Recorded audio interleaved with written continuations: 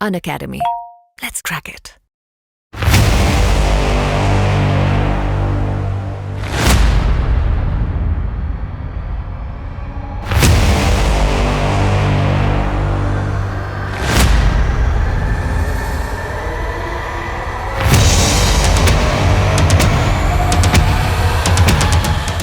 Most of the students क्या करते हैं कि हम लोग गलत गलत डायरेक्शंस पे चले जाते हैं, बट नाउ आज हमारे पॉइंट्स बहुत ज़्यादा क्लियर हुए। नाउ हमें पता है कि हमारी डायरेक्शन क्या है, एग्जिट पॉइंट पता है कि अब हमें किस डायरेक्शन में जाना है।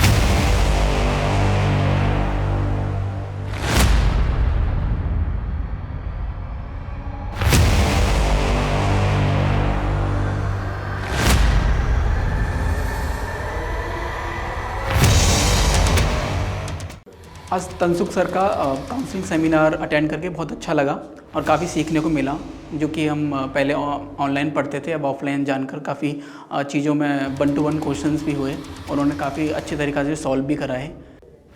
आज हमने अनअकैडमी स्टोर पे तनसुख पालीवाल सर का सेमिनार अटेंड किया और ये हमारे लिए बहुत ही बेनिफिशियरी रहा।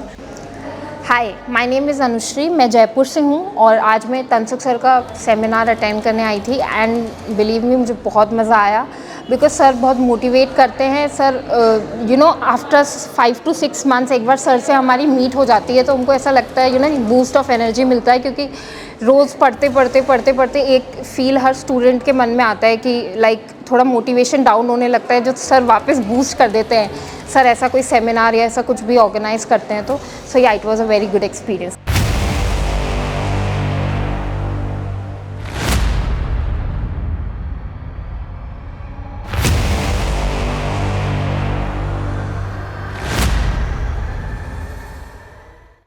मैं सेल्फ रामदयाल मीना, मैं यहाँ से जयपुर से 25-30 किलोमीटर दूर से आया हूँ यहाँ पे। जैसा कि सर ने लिंकिंग लो पे पहले इन्फॉर्मेशन दी हुई थी, तो आज तक तो मैंने सर को लिंकिंग लो पे यूट्यूब चैनल पे ही सुना था, लेकिन आज उनसे 1-to-1 मिलके इंटरेक्शन करके जो लगा मेरे को, मेरी इतनी सारी बातें थी मेरे दिमाग में जो मैं वहाँ पे कमेंट के माध्यम से नहीं पूछ पाता था, तो आज वो सर पढ़ नहीं पाते थे, वो आज सारी मैंने बातें पूछी और उनसे मिल बहुत अच्छा लगा। बहुत सारे एक मेरे अंदर जो झिझक थी वो झिझक भी खुली है आज, और ओवरऑल अगर मैं कहूँ तो बहुत अच्छा लगा मेरे को।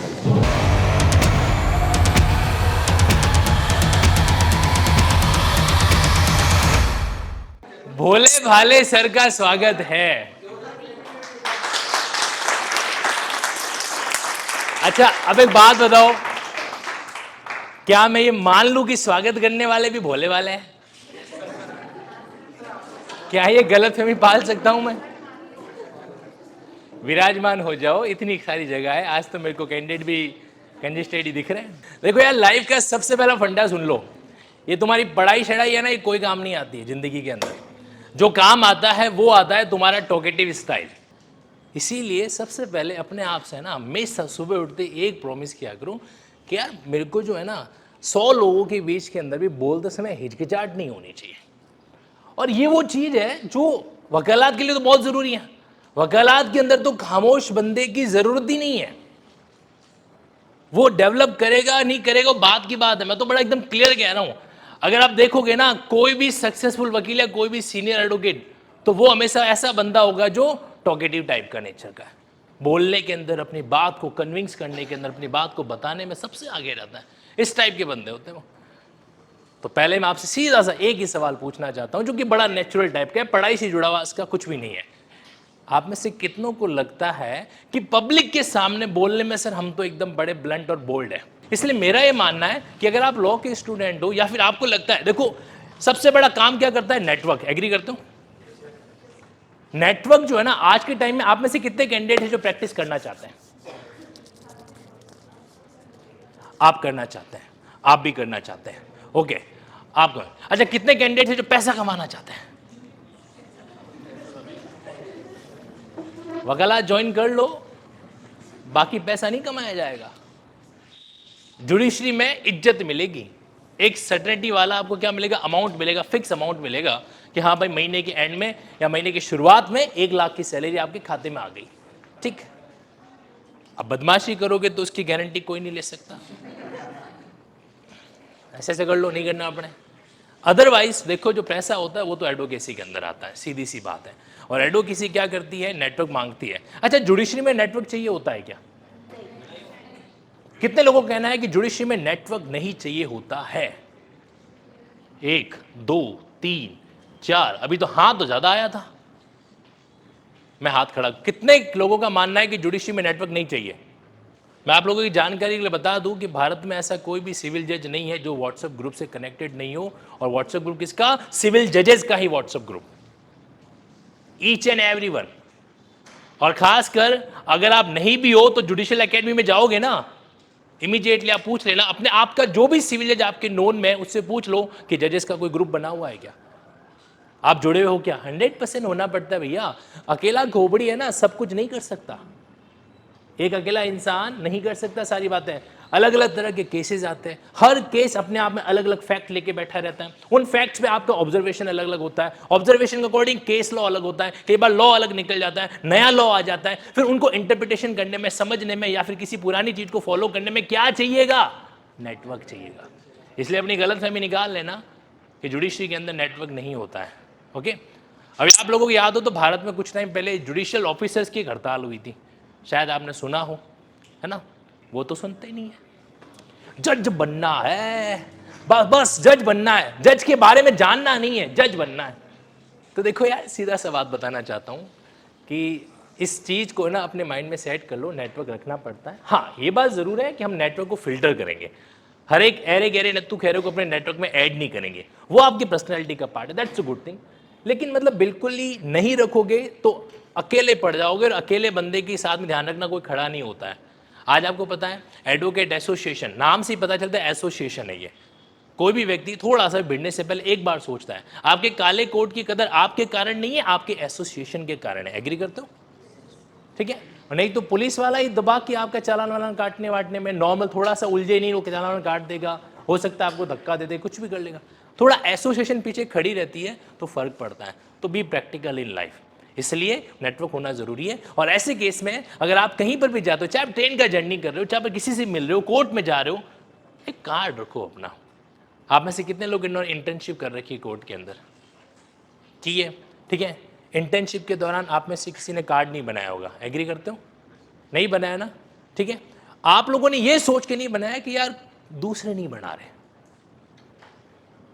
दूसरे नहीं बना रहे इसलिए मैं ही नहीं बनाऊंगा। अगर आपका एक फ्रेंड किसी ने बना रखा होता, आपके माइंड में पहला आइडिया क्लिक करता है, उसने बना रखा तो मुझे भी बनाना चाहिए। आपके 2 फ्रेंड ने, 3 फ्रेंड ने, 4 फ्रेंड ने बना रखा है, मैं दावे के साथ कह रहा हूं 5वें आप खुद होंगे जो बना के लाओगे।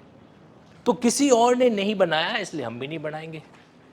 बस यहीं पे चेंज करना है। सबसे पहला जो अपन को चेंज करना होता है ना, वो यहीं पे आना चाहिए। हमें हर बार दूसरों को फॉलो करने की ज़रूरत नहीं होती है, कई बार हमें किसी रास्ते को खुद लीड करना पड़ता है। और ये चाहे आप एडवोकेसी में चले जाओ। आप में से एलएलबी के स्टूडेंट कितने लोग हैं अभी? ओके, आप सब लोग एलएलबी के स्टूडेंट हैं। कहीं कि आपका ड्रीम या तो जुडिशरी होगा, या एडवोकेसी होगा, या लॉ फील्ड की कोई पर्सनैलिटी होगा, एपीपी वगैरह कुछ भी कह दीजिए, है ना? कहीं कि उससे कनेक्टेड होता है। तो ऐसे केस में पहली तो गांठ यही बांध लो कि आप लोगों को अपना नेटवर्क अभी से बढ़िया लेके जाना है। मैं यूट्यूब पर एक यूट्यूबर का अच्छा बड़ा फ़ैन हूँ, एक वो फिनोलॉजी लीगल सुना होगा आप लोगों ने, है ना? पता है क्यों मैं उनका फ़ैन इसलिए हूँ? क्योंकि उस लड़की ने एलएलबी के टाइम पर ही ये सारी चीज़ें शुरू कर दी, और मैं जेलसी भी फील करता हूँ। मैंने कहा यार उसने कर ली, छोरी आगे बढ़ गई और अपन तो पीछे के पीछे रह गए, है ना? तो क्यों? क्योंकि उसने शुरुआत से, आप सोचो, उसने एलएलबी के स्टेज से ये सारी चीज़ें कर ली। भले उनका फील्ड अलग हो, मैं ये नहीं कह रहा हूँ आप यूट्यूब पर आओ, बट उस एंगल से सोचो। जो शुरुआत करता है ना, जो शुरुआत करता है वो डेफिनेटली क्या करता है, चीज़ों को लीड करता है, और ये हमें करना चाहिए। तो इसीलिए अपनी पर्सनैलिटी का अपना विजिटिंग कार्ड रखो, बहुत फ़र्क पड़ता है। मैं आपको बता रहा हूँ, छोटी सी चीज़ लगती है हमको ये, है ना? हो सकता है आपको ये फील हो कि यार अभी कुछ है ही नहीं सर, क्या विजिटिंग कार्ड में करेंगे? नहीं, पहली बात तो ये कहना छोड़ दो कि हम कुछ नहीं है। आपको पता है डबल ग्रेजुएट लोग बोलते हैं हमको, है ना? एलएलबी डबल ग्रेजुएशन करें तो ये स्टेटस अपने आप में हमको अलग बना देता है। पहली बात तो ये। और किसी फील्ड में हो तो बताओ, और किसी फील्ड में डबल ग्रेजुएशन की रिक्वायरमेंट है तो बता दीजिए। नहीं है, हमारे लॉ के अंदर चाहिए होती है। तो ये चीज़ हमें थोड़ा सा अलग बताती है। इन दैट केस आपको क्या करना चाहिए, आज के पहला आपका जो पॉइंट मैं चाहता हूँ ना, वो चाहता हूँ कि यार आज से ही अपना एक नेटवर्क बनाना शुरू करो, क्योंकि एक इंसान बोलता तब है जब उसको कोई सुने। छोटी सी लाइन है, एक इंसान बोलता तब है जब उसको कोई सुने, तो सुनने वाले भी तो होने चाहिए ना, है ना। इसीलिए कह रहा हूँ आप लोगों को अपना नेटवर्क बनाना। पढ़ाई हम करेंगे, मस्ती से करेंगे, मेरा प्रॉमिस है आप लोगों से। पढ़ाई का तो पूरा का पूरा लेवल मेंटेन करके चलेंगे, बट उससे पहले जो आपको जो इंटरनल चीज़ें डेवलप करनी है उनको करना शुरू कर दीजिए। कहानी सुनना पसंद है? कितने लोगों को पसंद है? चलो आज आपको एक मस्त वाली कहानी सुनाता हूँ। आज तक मैंने YouTube पर या किसी भी क्लास के अंदर इस इंसिडेंट का, इस कहानी का जिक्र नहीं किया जो मैं आज आपके सामने करने वाला हूँ। तो आप समझ पा रहे हो कितने स्पेशल हो आज आप लोग। ठोको ताली। ये जोरदार सर, क्या क्या के ताले ठुक, अरे ठुकवानी पड़ती है भाई, क्या करें, जमाना ही ऐसा है भाई। वीडियो में कुछ तो बजना चाहिए नहीं। अब ये हमारे आए हैं, सर आए हैं, तो कुछ तो बजना चाहिए ना, कुछ तो वहां तक पहुंचना चाहिए बेंगलुरु तक कि कुछ हुआ। तो देखो क्या होता है, छोटी सी बात बता दो। कई बार है ना, कहानियां हमें बहुत कुछ सिखा जाती है। आपको याद हो यूट्यूब पर मैंने एक सीन चला रखा है, केस लॉ की कहानी। आजकल तो कम लेता हूं, लेकिन एक ट्रेंड के अंदर मैंने काफ़ी उसकी कहानियां ली थी। मेरा अभी तक का एक ऐसा एक्सपेरिमेंट जिसमें मुझे 100% पॉजिटिव फीडबैक मिला है, वो केस लॉ की कहानी है। व्यूज़ कम है, लेकिन 100% फीडबैक वहाँ मिला है। व्यूज़ तो मेरे को खल्लास क्लासेस में ज़्यादा मिले होंगे, एक क्लास पुष्पा झुकेगा नहीं, उसमें ज़्यादा मिले हैं। लेकिन जो मेन चीज़ जो सीधा टच करती है वो है केस लॉ की कहानी। और उसमें हमने क्या किया, उसमें हमने लैंडमार्क जजमेंट की कहानी को समझा, और जब कहानी को समझा तो हमारे इमोशन कनेक्ट हुए, और जब हमारे इमोशन कनेक्ट हुए तो ऑटोमेटिकली उसके अंदर जो भी legal procedure step by step चली, हमको वो दिमाग में सेट हो गई। अब ये विक्रम बेताल का नाम तो आप लोगों ने सुना होगा। विक्रमादित्य क्या था, अपने टाइम के अंदर एक बहुत ही ऐसा राजा था जो उसके दरबार में कोई भी आता था तो उसको न्याय देता था। वहां पर क्या है, एक भिक्षुक आने लगा जो भिक्षा करता था, तपस्या करता था वगैरह वगैरह, और वो डेली आके एक संतरा पकड़ा के चला, एक फ्रूट पकड़ा के चला राजा को। और राजा क्या करता, अपने फाइनेंस मिनिस्टर यानी कि कोषाध्यक्ष, फाइनेंस मिनिस्टर क्या बोलते हैं, कोष का जो अध्यक्ष है, ठीक है, उसको पकड़ा देता वो। ये क्रम जो है लगभग 2 साल 3 साल तक चलता रहा। एक बार क्या हुआ कि उसने जैसे ही उसको फ्रूट पकड़ाया, राजा ने लेकर जो बंदर आया हुआ था कोई किसी मंत्री का, उसको दे दिया। तो उसने उसको ऐसे थोड़ के फेंक दिया, अंदर से एक निकला हीरा, ठीक है, डायमंड निकला। आप समझना, पूरी कहानी को अच्छे से ऑब्जर्व करना, ओके। तो उसमें से एक हीरा निकला, डायमंड निकला, राजा सरप्राइज, राजा कही तो ओ यो हो गया। मतलब जो है, अभी तक हम उस फ्रूट को खाली वहां पे रखवाते आए हैं तहखाने के अंदर। तो उसने तुरंत कोषाध्यक्ष को बुलाया कि जाके चेक करो उनकी क्या पोजीशन है। तो उसने बताया कि राजा सारे फ्रूट जो थे वो तो सड़ गए हैं और उनके अंदर से भी एक हीरा निकल रहा है। नेक्स्ट डे जब वो आया ना, भिक्षु को तपस्वी आया, तो राजा ने कहा यार तुम मतलब ये क्यों दे रहे हो मुझे, क्या ऐसा है। तो उसने बोला राजा जी मुझे तुमसे काम करवाना है और बड़ा ज़रूरी है। काम ये था, उस टाइम में क्या था, थोड़ा सा मामला भूत प्रेत वगैरह का रहा करता था। तो उसने कहा कि ये कोई बाहर पीपल का पेड़ है और उस पर जो है एक मुर्दा डेड बॉडी जो है वो लटकी हुई है, उसको उतार के मेरे पास लाना है शमशान घाट में। आपको पता है कुछ तपस्वी शमशान घाट में तपस्या करते हैं, are you aware about it, जानते हो, पढ़ना कभी उनके बारे में। तो मेरे पास लेके आना है। राजा ने कहा ठीक है। फिर राजा गया वहाँ पे, तो ये मुर्दा वही था जिसको हम लोग कहानी में बेताल कहते हैं, ठीक। तो उसको उसने अपने कंधे पर लादा और चलना स्टार्ट हो गया। तो मुर्दा जीवित। उसने राजा के सामने बोला कि मैं तेरे साथ चलने को तैयार हूं, बट मेरी कंडीशन है। कंडीशन ये है कि रास्ते में तू कुछ बोलेगा नहीं। विक्रमादित्य को कहा गया कि तुम कुछ बोलोगे नहीं। तो उसने कहा ठीक है, शर्त मंजूर।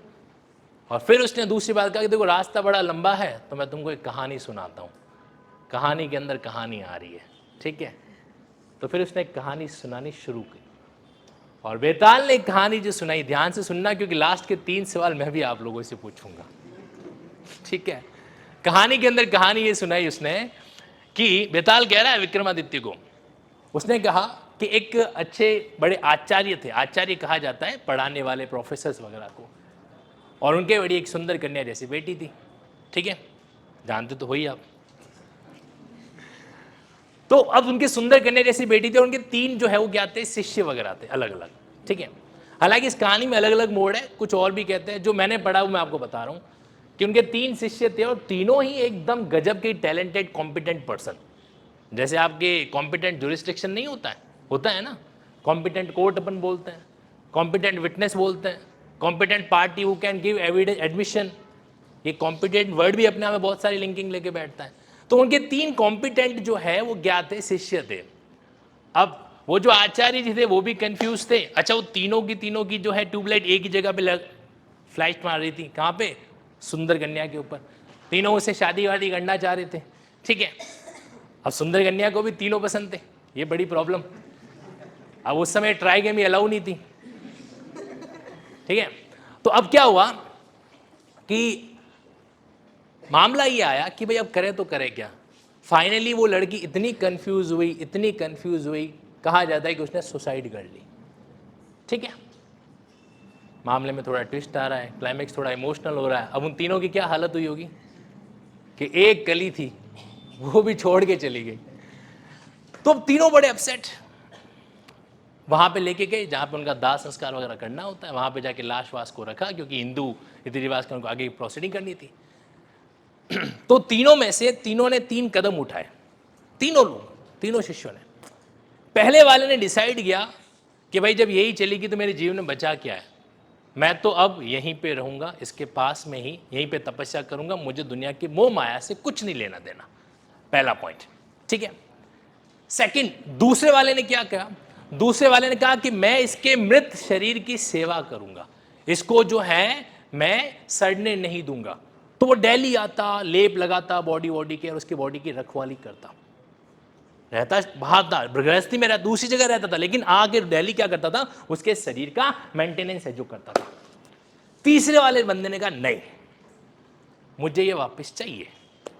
उसने कहा कि मैंने कहीं पढ़ा है कि ऋषि मुनियों के पास ऐसी मंत्र विद्या होती है कि वो क्या करते हैं, मृत व्यक्ति को, डिसीज्ड पर्सन को वापस रीबर्थ कर देते हैं, पुनर्जन्म करवा देते हैं। तो मैं वो खोज के लाऊंगा और फिर इसको जिंदा करूंगा। तो वो तीसरा बंदा खोजने निकल गया उस मंत्र विद्या को। कोइंसिडेंटली जो है उसको ऐसे ऋषि मुनि मिले जहां से उसने उनकी सेवा की 6 महीने, साल भर वगैरह, और वो सीख लिया और सीख के वापिस आया। ठीक है, जिंदा करना है कि नहीं करना है, कर लेते हैं, आओ आगे बढ़ते हैं।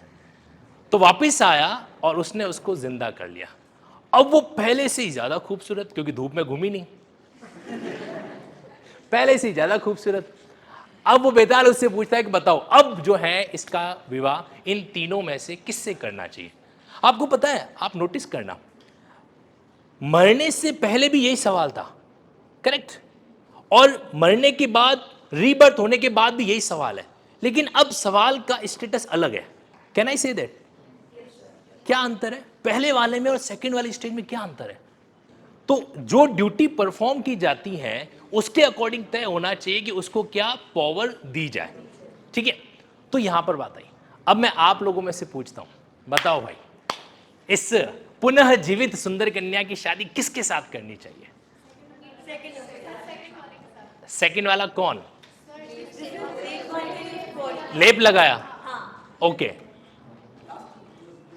है। अच्छा, सेकंड वाले के साथ कितने लोग करवाना चाहते हैं? उसका कन्यादान कौन करेगा? बताओ, सेकंड वाले के साथ कौन कराना चाहता है? जिसने उसके शरीर का ध्यान रखा है ना। आप नहीं कराना चाहते, आप करवाना चाहते हो, ठीक है।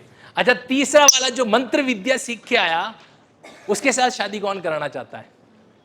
आप कराना चाहते हो? कन्यादान है, ठीक है। बेचारे पहले वाले का क्या करना है? कहां छोड़ा? अरे वो तो पास में ही बैठ गया, मेरे को दुनिया से कोई लेना देना नहीं, है, मेहनत नहीं करी,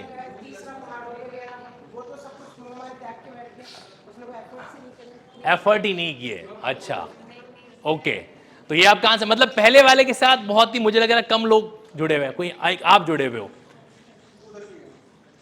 आप भी जुड़े हुए हो? कोई लॉजिक? वैसे आपकी जानकारी बता दूं, तीनों ने शादियां नहीं की थी, है ना, तीनों जो है अभी तक बैचलर है और बैचलरी। अब सुनो, ऐसा कानून होता है, पता है हमारे कानून में जब हम पढ़ते हैं तो हमें लगता है कुछ और होगा, जब उसको हम अर्थ को समझने बैठते, उसके मीनिंग को समझने बैठते, पता चलता है अच्छा अब यहाँ पे दूसरा है, और जब उसकी लिंकिंग करने बैठते हैं ना तो फिर तीसरा एस्पेक्ट पता चलता है कि अच्छा इसका तो यहाँ से यहाँ पे कनेक्शन जुड़ रहा है ना।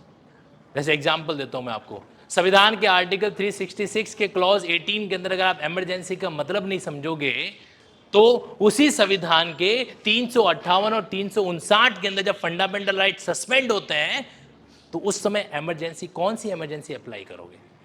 तो 366 क्लॉज 18 का लिंकिंग अगर नहीं करें 358, 359, 352 के साथ में, तो मामला वहीं पे अधूरा रह जाएगा। ये जो मैंने कहा है ना, इसको क्रॉस चेक करना घर जाके। अब आता हूँ वापस कहानी के क्लाइमेक्स पर।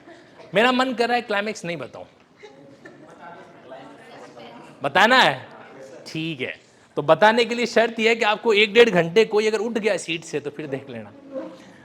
एक्चुअल में ध्यान से सुनना, इस कहानी का लॉजिक ये आता है कि जो तीसरा व्यक्ति पूरे भारत में घूमा था उस विद्या को सीखने के लिए ताकि उसको एक जीवन दान दिया जा सके, तो आपको जीवन किसने दिया है? पिता ने। तो वो जो तीसरा व्यक्ति वो हो गया पिता के समकक्ष। एग्री करते हो? इसलिए तीसरे का नंबर कन्यादान कैंसिल। दूसरा वाला जिसने उसकी मृतदेह की, उसकी डेड बॉडी की सेवा की, ठीक है। सेवा कौन करता है? सेवा कौन करता है मुझे बताओ। आके फैमिली के अंदर दादा दादी, पिता वगैरह, माता वगैरह जी, पुत्र वगैरह, सेवा कौन करता है? बेटा करता है। थिंक अबाउट इट, सेवा कौन करेगा? मैं कलयुग के बेटों की बात नहीं कर रहा हूं, वो नहीं करते, अलग बात है, बट करता कौन है? सेवा करता है, ठीक है। अब कोई पीड़ित कहेगा सर पति भी तो करता है पत्नी की सेवा। कोई सेवा नहीं है, उसको सुबह शाम रोटी सब्जी खानी है, इसलिए पूरा ध्यान रख रहा है उसका कि बाहर का खाना पचेगा नहीं उसको। तो अल्टीमेटली कौन करता है? सेकंड वाला भी क्या निकल गया? वो निकल गया बेटे के समकक्ष। तो बेटे के समकक्ष जो ड्यूटी फुलफिल कर रहा है, क्या उससे विवाह करवाना, शादी कराना, क्या आपको संस्कृति के समकक्ष लग रहा है? नहीं लग रहा। अब आते हैं फर्स्ट वाले पे। लॉजिक उनका बिल्कुल सही था, क्योंकि उस बंदे के लिए वो सोल कंसर्न वही थी, ठीक है। उसको उसके बिना उसने अपने जीवन का भी मोह त्याग दिया। ये होता है सच्चा प्यार का रिश्ता, जिसको कहना चाहिए वैलेंटाइन डे, लेकिन हम तो कुछ और ही करके बैठे हैं।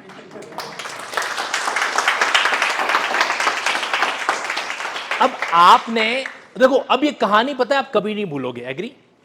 अब आप कभी नहीं भूलोगे इसको। लेकिन इस कहानी के अंदर एक एस्पेक्ट और शायद आपने गौर नहीं किया। हमने ड्यूटी से ये तय किया कि उसको राइट क्या मिलना चाहिए, ड्यूटी से तय किया ना।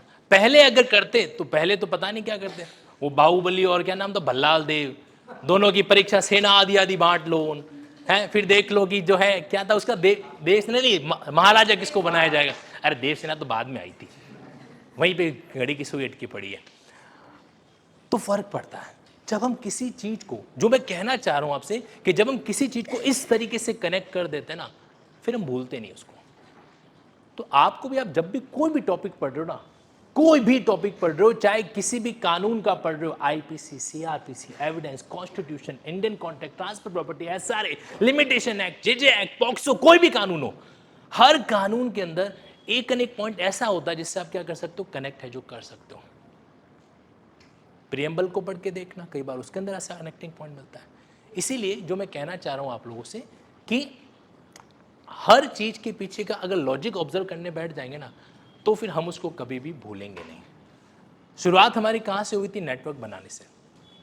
ओके, तो अब यूं है कि सामने वाले को अपना नाम याद करवाने के लिए इतनी लंबी कहानी तो सुना नहीं सकते, तब तक तो पता नहीं वो भाग जाएगा, ऐसा भागेगा कि अगली बार देखते ही दूर से यू टर्न मारेगा। पक्का, हाँ, याद पक्का रखेगा, ये बात है, याद पक्का रहेगा। लेकिन याद तो रखेगा, लेकिन आपसे मुलाकात नहीं करना चाहेगा। पकाता बहुत है भाई, भाषा आ जाती है ना। तो ऐसे केस के अंदर आपको क्या लगता है कि क्या ये वाला मामला बैठ पाएगा? नहीं। इसीलिए आई एम सजेस्टिंग यू कि you must have your own identity in a visible format, in a documentary format. तो पहला काम तो यही कर लेना, अपना एक छोटा सा कार्ड बनाओ और बना के रखो। देखो भाई, अब गर्ल्स कैंडिडेट की बात करूं, सर हर एक को हम अपना नंबर नहीं दे सकते, वो तो वैसे भी नहीं देते हो। अगर देना होगा तो वो चलो लिख 982934 वो तो ऐसे ही कर लोगे। तो भले नंबर बोल के बताओ या कार्ड से पकड़ाओ, बात तो ही क्या। कार्ड का इंपैक्ट समझना, वो बंदा जब फ्री टाइम में होगा ना तो उसको अच्छा यार ये कार्ड उसका है, आपने उसको एक मौका दिया है, उसको मजबूर किया है कि वो आपके बारे में वापस सोचे। ये बहुत बड़ी चीज होती है। हम लोग इसको है ना, हमारी प्रॉब्लम पता है क्या, हमको कॉलेज के अंदर सिर्फ एक रट्टू तोता बना के बाहर भेज देते हैं, वो भी नहीं बनाते कई बार तो वो भी नहीं बनाते, बोलते हैं कि अपने लेवल पर देख लो। क्लासेस होती है कभी कभार, कभी हमारे गुरुजी कह रहे हैं आज तो 5 बच्चे आए हैं, आज नहीं पढ़ाऊंगा। अब जैसे रोज तो भले 500 को पढ़ाते होंगे, है ना।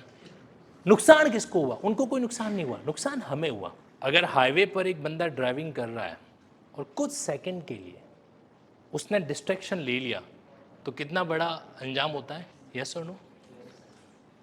क्या जिस कंपटीशन में आप जी रहे हो तो क्या आपकी जिंदगी हाईवे से कम है क्या? कभी सोचना है इसको अकेले में। आप जिस लेवल पे, आप जिस वे के अंदर चल रहे हो, आप जिस यंग एज को फील कर रहे हो, क्या वो हाईवे से कम है? यहाँ पर हमारा हर एक पॉइंट क्या करता है, अगर एक भी पास हम नीचे उतरे ना, हमको पूरा का पूरा शुरुआत से स्टार्ट करना पड़ता है, क्योंकि फ्लो टूटता है। कई बार कुछ कैंडिडेट्स का रिजल्ट नेगेटिव रहता है, सुनना इसको अच्छे से। रिजल्ट नेगेटिव रहता है तो वो कहता है कि मैं थोड़ा सा घूम फिर के आऊँगा, रिफ्रेश होकर फिर पढ़ूंगा वगैरह, और वो अपनी पढ़ाई को स्टॉप कर देता है। और वो पढ़ाई ऐसी स्टॉप होती है कि अगले 4, 5, 6 महीने तक वापस किताबें खुलती नहीं है। शायद आप लोगों के साथ भी कभी न कभी लॉ के अंदर ऐसा कुछ हुआ हो, नहीं खोलते हम वापस, हम कहते हैं अगली बार एग्जाम आएगा तभी खोलेंगे। अब आपको नहीं पता कि आपने कितनी बड़ी गलती कर ली। अभी प्रीलिम्स जैसे एग्जाम्पल के तौर पर यूपी पीसीएसजे कैंडिडेट से मेरी back to back Zoom meeting चल रही है, तो वो कैंडिडेट्स क्या है कि मान लो पीसीएसजे का एग्जाम देने आए, अब उनको कट ऑफ को लेकर बड़ा संचय है, पढ़ाई स्टार्ट करें कि नहीं करें, इसको लेकर इन्होंने क्या कर दिया, अपनी पढ़ाई स्टॉप कर रखी है। दिन में खुद से 100 बार एक सवाल पूछते हैं, मेंस की तैयारी करूं ना करूं। वो पहले एक वो किस में आया करता था मूवीज के अंदर, she love me not, she love me not, पत्तियां तोड़ देते ना, वैसे स्टूडेंट की हालत होती है। मेंस की तैयारी करें कि ना करें, ये गलत है। अपना फ्लो मत तोड़ो। इसके लिए हो सकता है दूसरा एंगल ले लो, अगर आपको टाइम मिला है तो पढ़ाना शुरू कर दो एलएलबी के स्टूडेंट को। और अगर कोई भी स्टूडेंट नहीं मिले ना, मैं सच बता रहा हूँ, इस बात जो अगली लाइन जो कहने रहा हूँ ध्यान से सुनना, अगर कोई नहीं भी मिले ना, कोई दिक्कत नहीं है, मोबाइल रखो सामने स्टैंड पर, अपनी आवाज़ रिकॉर्ड करो, वो वीडियो रिकॉर्ड करो और डाल दो यूट्यूब पर, देखा जाएगा। आपकी जो प्रेजेंटेशन है ना, जब कमेंट्स में आपको क्रिटिक्स किया जाता है ना, तो उससे पता चल जाता है कि आपको इंप्रूवमेंट क्या करनी है। आज के टाइम के अंदर फ्री में सलाह देने वाले कहीं पे मिल सकते हैं क्या? कहीं मिल सकते हैं क्या? यूट्यूब पे मिल सकते हैं। देखो, फ्री में सलाह देने वाला भी ढंग का बंदा होना चाहिए, ठीक है? वो बंदा जो हमारे फील्ड का हो, वो ढूंढना बड़ा काम है। अब वो अंकल आते हैं हमारे घर के अंदर, खुद के बेटे ने तो साइंस के अंदर पढ़ाई छोड़ रखी है, और हम कहो बेटा क्या करियर को लेके क्या सोच के रखा है ना, सवाल उनका ये रहता है। इसीलिए सेकंड पॉइंट जो मैं आपसे कहना चाहता हूँ वो है रेगुलरिटी। किसी भी कीमत पे, किसी भी चीज़ पे अपना नियमितता, अपना रेगुलरिटी नहीं खोना चाहिए। अब इसके लिए आपको जो रास्ता निकालना है वो रास्ता निकालो। आपको लग रहा है कि भाई मेरी पढ़ाई नहीं हो पा रही है, तो किसी और एंगल से देखो। आप अपना खुद, अच्छा एक बात बताओ, आप सबके पास फ़ोन है? खुद का है? ठीक है। ऑडियो रिकॉर्डर है इसमें? है। अपनी आवाज़ कभी रिकॉर्ड की? कितने कैंडिडेट ने की? आधा हाथ खड़ा हो रहा है, नहीं की। जिन्होंने नहीं की उसका रीजन जान सकता हूं मैं। तुम दुनिया के सामने अपना लोहा मनवाने निकले हो, जज बनने निकले हो, मतलब पब्लिक कंपटीशन के अंदर तुम चाहते हो कि लोग तुमको सबसे आगे लाके सिलेक्शन लिस्ट में डालें, बट खुद को खुद सिलेक्शन लिस्ट में आगे नहीं रखेंगे अपन। अच्छा, जिन लोगों ने की है उन्होंने गाना गाने के अलावा कुछ किया है? किया है। ओके, आपसे जानना चाहता हूं क्या किया आपने?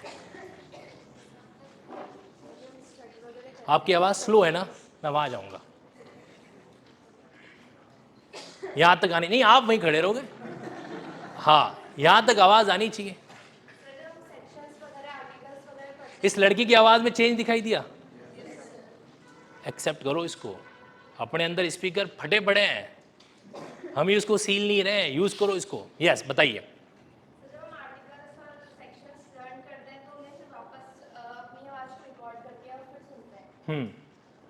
आप आर्टिकल्स वगैरह वापस रिकॉर्ड करके सुनते हो, ओके। तो जब आप सुनाई सुनते हो वापस, तो कुछ महसूस होता है, कुछ कमी महसूस होती है, कुछ गड़बड़ियाँ महसूस होती है। आप लोगों ने किताबों के अंदर या थ्योरी सिद्धांत पढ़ा होगा, self analysis. This is the practical version. Clap for a. क्या गुड नेम है आपका? प्रियंका चौधरी जी। कितनी दूरी है उसके अनुसार हमारी आवाज़ तय होनी चाहिए, और कितने लोग बैठे हैं उन तक हमारी आवाज़ पहुंचनी चाहिए, प्रियंका जी। ओके, फॉलो करना है इसको, प्लीज सिट। और कौन है जो अपनी आवाज़ रिकॉर्ड करके सुनता है? ये सबसे बड़ा ब्रह्मास्त्र है, मैं आपको बता रहा हूँ। राम, सिर्फ राम मीणा जी, ओके। अब मुझे एक अपनी लाइफ का कोई भी एक किस्सा सुना दो जो आप हमें यहाँ पर बता सको और हम सबको समझ में आ जाए, सुनाई दे जाए। मैं 12th के बाद में मैंने IIT में पढ़ने के लिए 1 साल ड्रॉप किया, मेरा वहाँ पे सिलेक्शन नहीं हुआ। उसके बाद में मैंने किसी भी कॉलेज से बीटेक कर लिया। उसके बाद में मेरे पास ऑप्शन था कि मैं PSU ज्वाइन कर सकता था, कुछ भी प्राइवेट जॉब कर सकता था, पैसे में अर्न कर सकता था। उसके बाद में थोड़े दिनों बाद में मैं अपनी बीटेक कंप्लीट करके घर गया, तो मैंने ये चीज़ रियलाइज़ की कि मैं जो पैसे कमा के लाऊंगा उससे मैं वो चीज़ नहीं हासिल कर सकता जो मेरे को खुशी दे रही थी। उसके बाद में मैंने फील्ड चेंज किया और LLB किया, क्योंकि मेरी फैमिली में कुछ ऐसी प्रॉब्लम हो रखी थी। मेरे पापा को जो हमेशा सुबह शाम उठते बैठते चाय पीते, हमेशा उसी के बारे में डिस्कशन होता रहता था, उसी के बारे में। उसके बाद में मैंने फील्ड चेंज किया, मैंने लॉ किया, और अब मेरे को ऐसा फील होता है कि मेरे लिए हवा और पानी से भी ज़्यादा जुडिशरी इंपॉर्टेंट है।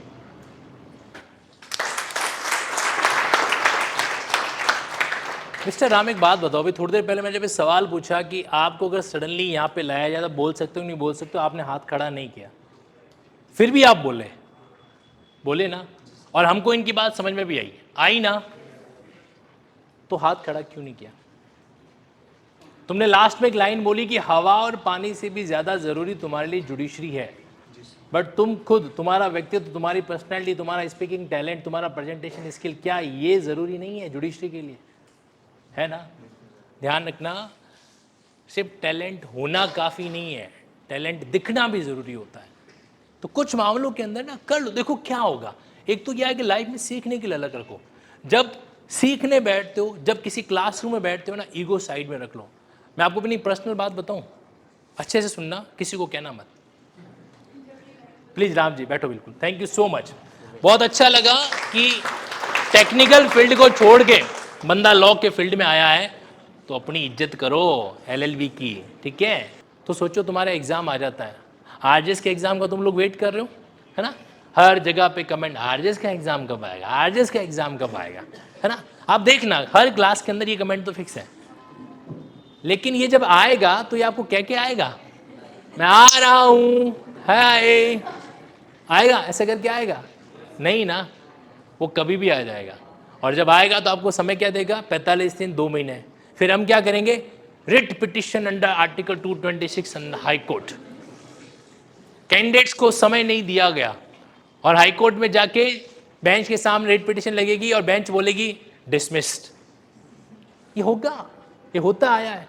अब यूपी के केस में भी लगाई थी कि लोगों ने रिट पिटिशन के साथ समय कम दिया गया।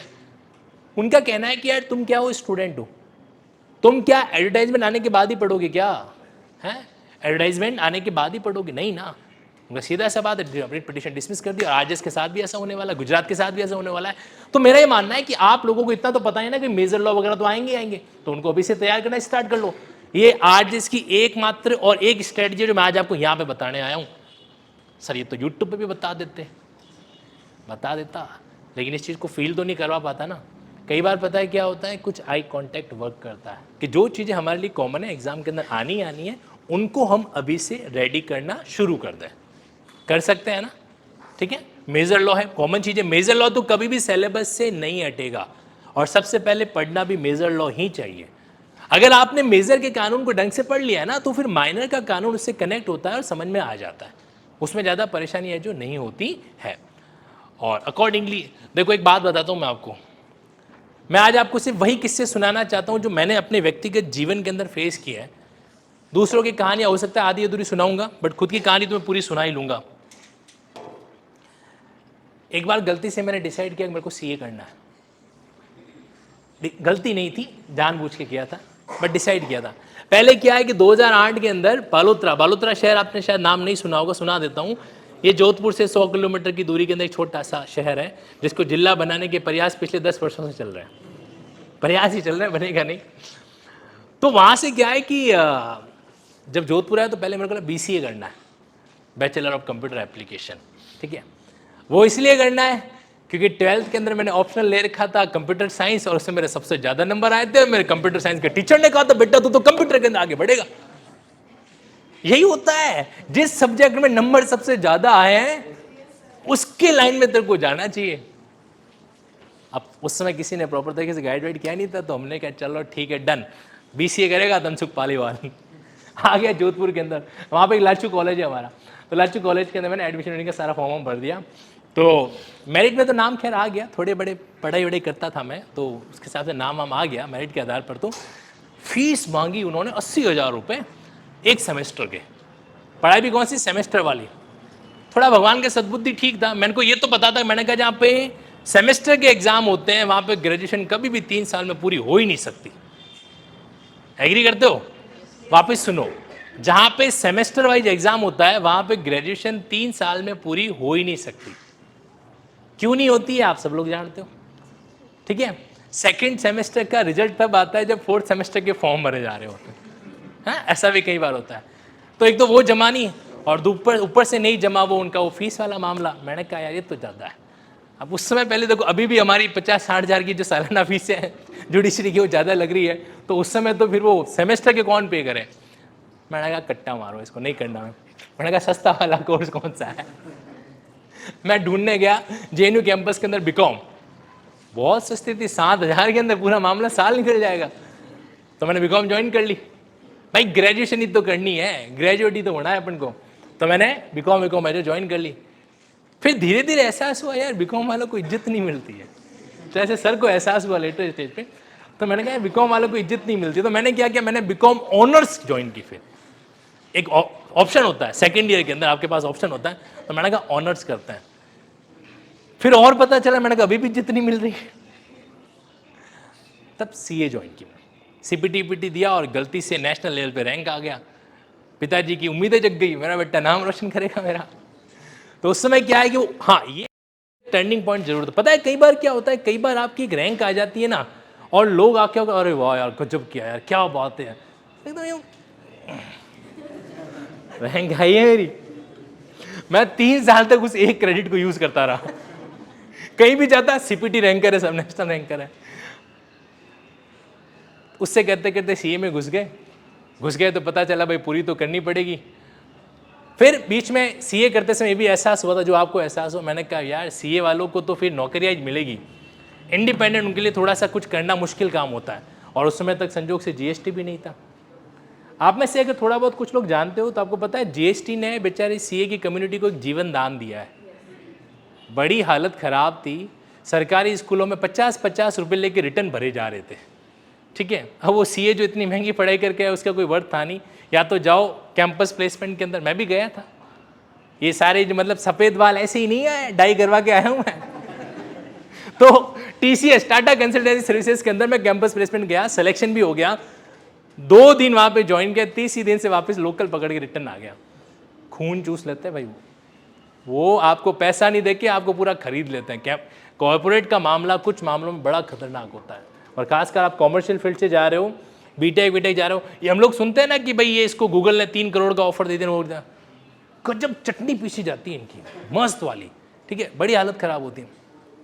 वापस आए, फिर असिस्टेंट अकाउंट ऑफिसर का एग्ज़ाम फॉर्म इसलिए भरा कि घर वालों ने इंगेजमेंट जहाँ पे करवाई थी वो सरकारी नौकरी में सरकारी शिक्षिका थी। बेइज्जती होती है, आपको बता देता हूँ। शादी के अंदर अगर आप कुछ नहीं हो और सामने वाली गवर्नमेंट जॉब के अंदर हो, तो फिर AAA का एग्ज़ाम मन के मुताबिक नहीं, लेकिन दिया था, सिलेक्शन हो गया तो वहाँ पे चले गए। इन बिटवीन एक इंसिडेंट मेरी लाइफ का ऐसा हुआ जो मुझे लगता है कि आप लोगों को आपके साथ शेयर करना चाहिए, और वो मैं आपके बीच में बताने जा रहा हूँ। अब आप लोग ज़रा ना इस प्रेजेंटेशन को भी गौर करना। मैं इंटेंशनली आपको ये चीज़ें बता रहा हूँ। अगर मैं सीधा आपको डायरेक्टली वो पॉइंट जो मैं आपको बताने जा रहा हूँ बताता ना, तो शायद आप उसका उतना इम्पैक्ट नहीं समझ जितना अब समझने वाले हो, क्योंकि अब आपको मेरी लाइफ का एक पार्ट समझ में आ गया है ना, कि भाई पहले क्या हुआ, फिर क्या हुआ, फिर क्या हुआ, फिर क्या हुआ। ऐसा का ऐसा क्रिमिनल प्रोसीजर कोड में ट्रायल का प्रोसीजर होता है, ऐसा का ऐसा कॉन्स्टिट्यूशन के अंदर इम्पीचमेंट का प्रोसीजर होता है, इमरजेंसी का प्रोसीजर होता है, अमेंडमेंट का प्रोसीजर होता है। तो कहने का मतलब ये कि जहां कहीं पर भी प्रोसीजर है, पहले एक बार स्टेप को ऑब्जर्व करके रख लो, फिर उसके अंदर की कोई चीज समझना आसान होगा। ठीक है, देखो बातों बातों के अंदर थोड़ा सा वो वाली बातें भी ले लेना, नहीं तो पता चला कि आगे की सीटें सारी बढ़ जाएगी कि खाली ज्ञान की बातें करूंगा। तो अब क्या हुआ, आपको पता है हमारे इंडिया में लाल बही के खाते चला करते थे और कुछ जगह पर अभी भी चलते हैं। सुना है आपने? कितने लोग जानते हैं लाल बही के खाते? जो लोग नहीं जानते हैं, इंटरव्यू के अंदर सवाल आएगा, मैं बता रहा हूं आपको। थोड़ा सा बेसिक चीजों का जानकारी। आज भी हम लक्ष्मी पूजन करते हैं ना दिवाली के समय में, भले ही यूज नहीं करें उसको अपने, फिर भी वहां पे एक भली हम सिंबॉलिकली रखें, एक वहां पर लाल बही का खाता रखा करता है। ठीक है, अलग अलग फॉर्मेट में जैसा भी हो। अभी भी वहां पर कंप्यूटर रखने का चलन नहीं आया, अभी वहां पर सीपीयू नहीं रखने, अभी भी मार्केट में भी रखते हैं। जो लोग बिजनेसमैन हैं वो लोग जहाँ पे घर पे करते हैं तो घर पे भी रखते हैं, है ना। ऐसा नहीं है कि लैपटॉप को रख देंगे महालक्ष्मी की पूजा ओम सर्वगण संपन्न, ऐसा नहीं करते। ठीक है, तो अब क्या होता है लाल बही के हमारे पिताजी क्या थे कि उस समय जो है, ऑब्वियस सी बात है, मेरी देखो बहुत छोटे लेवल से ही उठा हूँ, आप लोगों के बीच में से ही हूँ, इसीलिए वहाँ से यहाँ तक ऑटो में आने में मुझे कोई शर्म नहीं है। आपसे मिलने के लिए मैं सीधा वहाँ से ऑटो पकड़ के आया हूँ, इसीलिए क्योंकि यार ज़िंदगी जितनी सरलता से जी जाए, थॉट प्रोसेस हाई रखो। किसी बंदे के थॉट से टकराना हो तो एकदम हाई लेवल के, बाकी ज़िंदगी सिंप्लिसिटी का मज़ा ही कुछ और होता है। ठीक है, तो हमारे पिताजी क्या है कि मतलब मिडिल क्लास में अकाउंटेंट का काम हम क्या करते थे, तो उन्होंने लाल बही का खाता सिखाया था। तो लाल बही में क्या आपको देसी नंबरिंग आनी चाहिए, जैसे आजकल सीपीसी के अंदर रोमन संख्या है ना आपके, वैसे वैसे आपके देसी के भी नंबर होते हैं 1 2 3 4 वगैरह। तो उस समय सीख ली थी, मुझे नहीं पता था कि वो काम क्या आएगा। सीखी हुई चीज़ कभी वेस्ट नहीं जाती, इसी चीज़ का एग्जीक्यूटिव प्लान आपको दिखा रहा हूँ। तो वो लाल बही के खाते के अंदर वो अकाउंटिंग करनी हम लोगों ने सीखी। ठीक, 2 साल 3 साल 4 साल तक कोई बेनिफिट नहीं मिला। चार्टेड अकाउंटेंसी की इंटर्नशिप में, एक इंटर्नशिप होती है सीए के अंडर में, ठीक है, वहाँ पर वो लोग क्या करते हैं, सीनियर को मौका, जैसे अपने वकालत में नहीं होता, हमारा बॉस है जो हमेशा हमारे सीनियर आर्टिकल को तो पूरा अटेंशन देगा। आप नए नए ज्वाइन कर रखे हो तो आपको बैठाओ, ये करो, फोटोकॉपी करके लाओ, इसी में पूरा समय निकालते हैं। तो वैसा का वैसा सीए के अंदर भी होता है। तो उन्होंने हमारे सीनियर आर्टिकल को पूरा ऑडिट करने के अंदर, सीए का मेन काम होता है ऑडिट करना, चेक वेक करना, कंट्रोलर ऑडिटर जनरल आर्टिकल 148। तो अब वहाँ पे क्या हुआ कि ऑडिट के अंदर जो है मंडी की फाइलें आई। ये मंडी वाले बहुत बिजनेस करते हैं, ये नाम मंडी है, बाकी काम पूरा बहुत बड़े लेवल का है इनका। ठीक है, तो मंडी की फाइलें हमेशा किस में होती हैं, लाल बही के अंदर मेंटेन होती है। तो बॉस जिसने साल भर तक मौका नहीं दिया बड़ी फाइल को ऑडिट करने का, हमेशा छोटी दुकान की लेके बैठा देते थे कि इसका रिटर्न फाइल कर दो, वो कर दो। उस समय जब बात आई और हमारे सीनियर इंटर्न्स को वो देसी नंबरिंग नहीं आती थी, लाल बही के खाते कैसे पढ़ते वो नहीं आते थे, उसमें क्या अपोजिट होता है, उसमें डेबिट इस साइड होता है, क्रेडिट इस साइड, इस तरीके से उसको मैनेज जो किया जाता है। ठीक है, और वहाँ पे 10 साल पहले सीखी हुई वो चीज़ उस समय काम आ गई। तो लाल बाकी कहीं पर काम, लेकिन वहाँ पे आपको मौका देने में काम आ गया ना, अपॉर्चुनिटी देने में काम आ गया है ना। आप जो भी पढ़ाई वढ़ाई करते हो ना, कभी मत सोचो कि अगर तुम जज नहीं बने तो काम नहीं आएगी। मैं दावे के साथ कह रहा हूँ, इसका जीता जाता एग्जाम्पल आपके सामने है। मैंने भी जुडिशरी फाइट किया था, बेइज्जती मैंने भी करवाई है। ठीक है, खूब लोगों ने पूछा क्या हुआ, कहाँ तक पहुँचा तुम्हारा मामला। ठीक है, बट इतना मैं श्योर था कि यार जो कर रहा हूँ ना, अगर मान लीजिए नहीं होता है जज में सिलेक्शन तो कुछ न कुछ तो लेके बैठेंगे, और नॉलेज कभी भी वेस्ट नहीं जाता है। ठीक है, अगर आप जज नहीं बन पाए 100% आप एक अच्छे एडवोकेट बन सकते हो, बस उसमें आपको एक मसाला डालना पड़ेगा, किसका, टॉकेटिव का, बोलने का। वकालत जो है वो बोलने का दूसरा नाम है। नहीं बोलोगे तो वकालत नहीं चलेगी, सीधी सी बात है। तो कहने का मतलब एक ही बात आपसे कहना चाहता हूँ, अभी आप जो भी पढ़ाई कर रहे हो ना, सिर्फ ये मत सोचो कि यार जज नहीं बनूंगा तो कुछ मामला सेट नहीं होगा, आसानी से सेट हो जाएगा। और कुछ नहीं बचे तो क्या करेंगे, ब्रांचें खोलेंगे। भाई कमी है ना अभी, ठीक है, एक अकेला थक जाएगा, मिलकर साथ निभाना, साथ ही हाथ बढ़ाना, तो करेंगे अपन। लेकिन वो कब कर पाएंगे, जब हमारा खुद का एक टैलेंट होगा जिसको हम प्रेजेंट है जो कर पाए, ठीक है जी। तो इसको क्या करना है, फॉलो है जो करना है। इसलिए है ना, देखो यार कुछ चीज़ें सीखी हुई हमेशा काम आती है जी।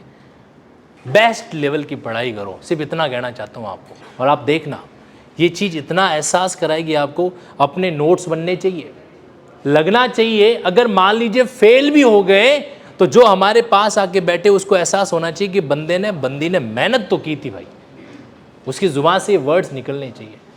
और वो कैसे निकलेंगे पता है, आपके बेरेक्ट से निकलेंगे, बेरेक्ट को देखने से निकलेंगे, आपके स्टडी रूम की दीवारों से निकलेंगे, पता चलेगा दीवारें कितनी कलरफुल हो रखी है कि नहीं हो रखी है।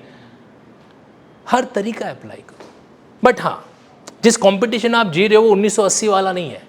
स्मार्ट टेक्निक साथ साथ में क्या करनी पड़ेगी, हमें फॉलो जो करनी पड़ेगी। और इसमें सबसे इंपॉर्टेंट हमारे लिए जो रहता है ना, वो रहता है जुडिशरी का इंटरव्यू। मेरा ये मानना है कि अगर आप जुडिशरी के इंटरव्यू लेवल की तैयारी अगर आज से ही करते हो ना, जैसे आप करते हैं आर्टिकल वगैरह को, सेक्शंस वगैरह को रिकॉर्ड करके वापस सुनते हैं, फिर देखते हैं कहाँ गड़बड़ी हुई, क्या गड़बड़ी हुई, बहुत वर्क करता है। ये जो आपकी खल्लास क्लास है इसका पूरा बेनिफिट उठाओ, इसका ऑडियो डाउनलोड कर लो। आपको एक बहुत बेसिक तरीका बता रहा हूँ, कई कैंडिडेट ने किया भी है। ऑडियो डाउनलोड कर लो और जब लगे कि हाँ भाई फ्री टाइम पड़ा है, कान में डालो और जहाँ पे मान लीजिए कोई वर्ड मैंने बोला, कोई सेक्शन रिकॉल कराया, आपको नहीं आया, वहीं पे पॉज करो, देखो वहाँ पे क्या चीज़ आ रही क्या नहीं आ रही है। सर जैसे कि मतलब 12th के बाद में घर वाले चाहते थे कि मैं एजुकेशन में मतलब बीएड वगैरह ये कुछ करना चाहती। चलो मैं आपसे दूसरा सवाल पूछता हूँ, एलएलबी नहीं करते तो क्या करते? सर फिर बीएड करना था क्योंकि घर वाले यही चाहते थे कि मुझे सरकारी टीचर, यस सर। एक्सपीरियंस है मेरे पास।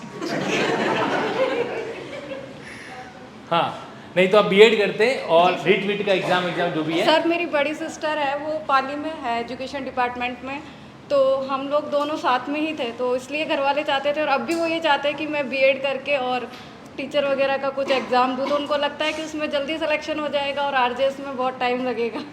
आपके पतिदेव के हित में कह रहा हूँ, मत करो।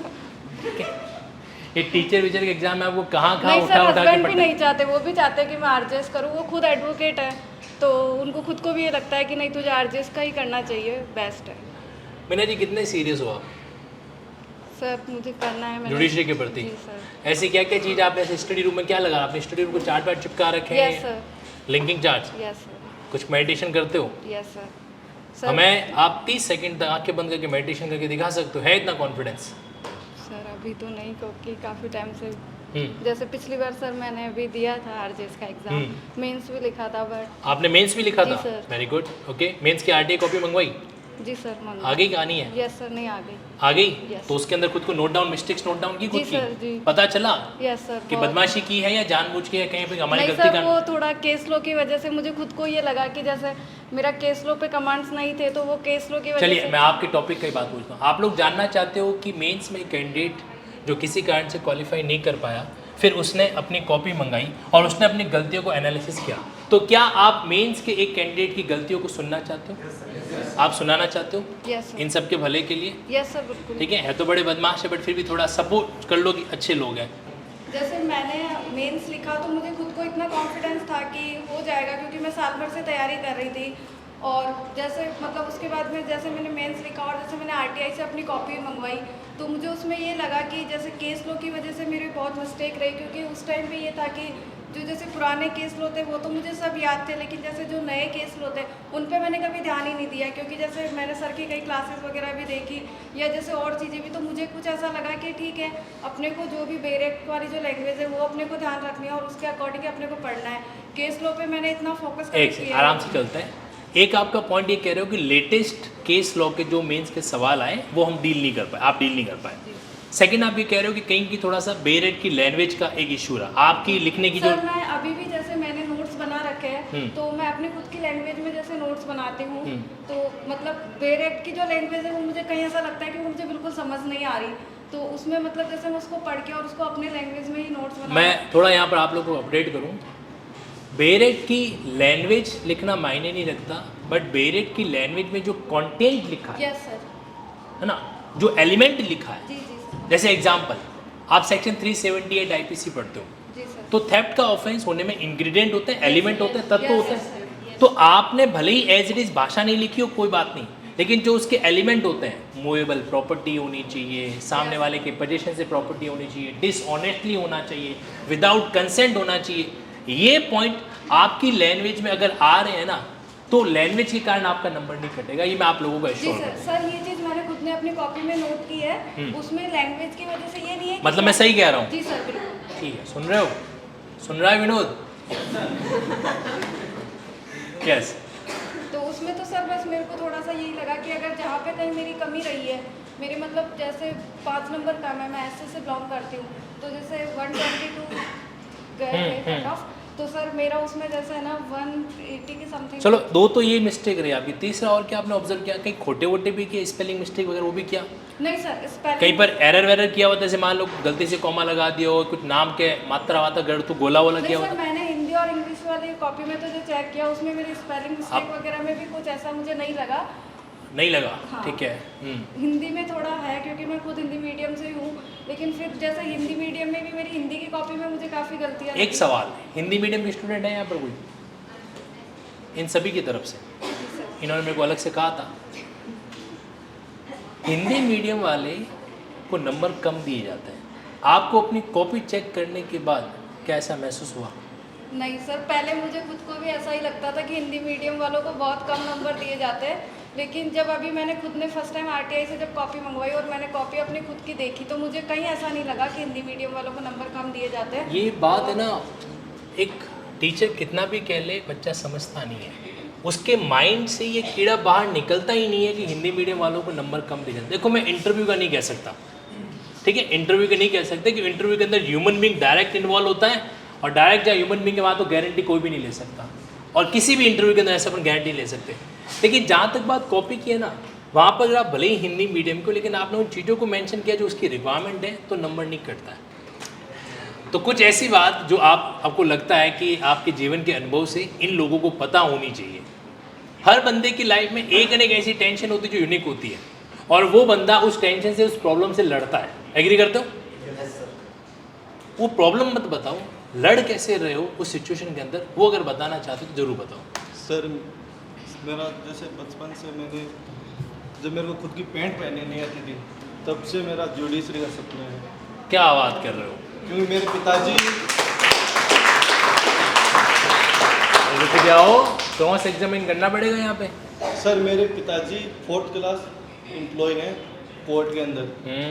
तो वो क्या है कि जैसे कोर्ट से जब छुट्टी होती थी तो वो मजिस्ट्रेट साहब का बस्ता लेके आते थे घर पे। अच्छा, तो वो क्या है कि बस्ता रख के इधर उधर हो, जब बाहर चले जाते थे तब मैं क्या है कि वो देखता था उनकी फाइल वगैरह, मेरे को इंटरेस्टिंग लगती थी।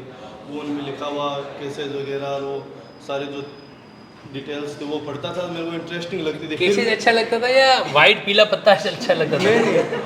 वो जो केस वगैरह लिखे होते थे, बयान लिखे होते थे, उस उनमें जो अलग अलग फाइलें डली हुई होती थी, तो ये थोड़ा थोड़ा पढ़ना आता था, इतना सा था मैं।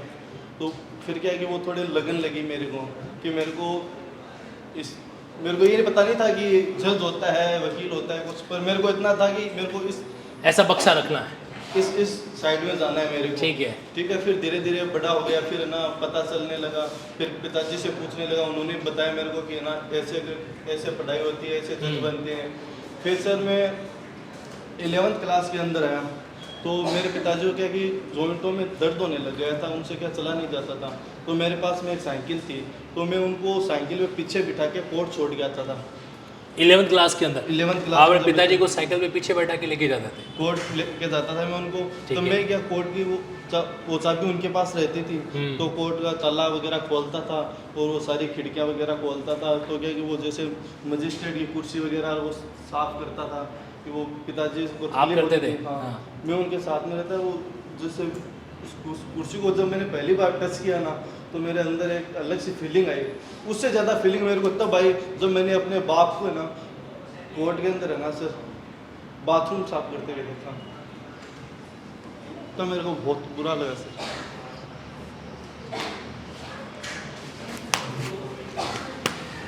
अरे तो ये चीज़ें लाइफ को मोटिवेट कर रही है ना। लाइफ में आपको बता रही है कि भाई जब तुम जज बनोगे तुम्हारे फादर का जो अरमान होगा, फादर की जो फीलिंग किस लेवल पे होगी, पता है। उस दिन सर मेरे को ना जुडिशरी से इश्क हो गया। कोई तो लड़की से करते हैं, मेरे को जुडिशरी से हो गया।